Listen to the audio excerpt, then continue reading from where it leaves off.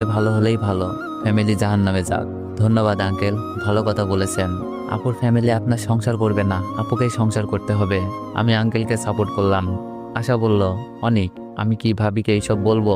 তার ভাইয়ের চরিত্র তোকে বাসা থেকে বের করে দেওয়া হয়েছে। আমি বললাম, না বলিস না, কারণ এই কথা শুনলে আপুর চোখে তার ভাই ছোট হয়ে যাবে, ছোট হয়ে যাবে তোদের কাছে আপু নিজেই। যার অন্যায় সেই ভোগ করুক। আশা বলল, আচ্ছা ঠিক আছে। আঙ্কেল বলল, এখন কাউকে কোনো কিছু বলার দরকার নাই। যদি মাইশা জিজ্ঞেস করে অনেকে চলে আসার কারণ জানিস কিনা, বলবে আমাদের এখনো বলে নাই। আশা বলল, ওকে আব্বু। রিমি বলল, আচ্ছা আঙ্কেল, অনেক রাত হয়েছে, বাসায় যেতে হবে। আমি বললাম, আঙ্কেল, বিয়ের ভেজাল পর্যন্ত আমি আর আসছি না, আপুর ফ্যামিলির কেউ দেখলে প্রবলেম হতে পারে। আঙ্কেল বলল, আচ্ছা সাবধানে যেও। আশাদের বাসা থেকে রিমিদের বাসায় যেতে 5 মিনিটের রাস্তা, তাই হেঁটেই চলছি। রিমি বলল, অনিক, তোমার বিয়ে বাড়ি থেকে চলে আসার কারণটা তাহলে এটাই ছিল? আমি বললাম, আমি ওইখানে আব্বুকে মিথিলাকে দেখতে পেয়েছিলাম, আর সুমি আপুর শ্বশুর বাড়ি তো আমি চিনতামই। রিমি বলল, আমাকে বললে না কেন?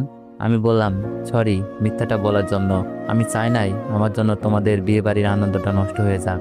রিমি বলল, তোমার মনে হয় তোমাকে ছাড়া বিয়েতে খুব আনন্দ কাটিয়েছি? আমি বললাম, জানি না, তবে আমার কিছু করার ছিল না।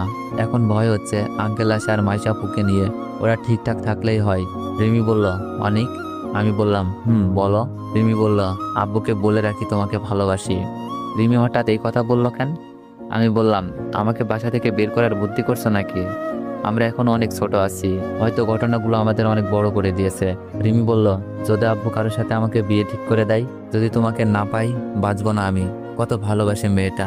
আমি এখনো রিমির ভালোবাসার কোনো রেসপন্স দিই নাই, খারাপ নজরে তাকাই নাই, কারণ রিমি আমার নাও হতে পারে।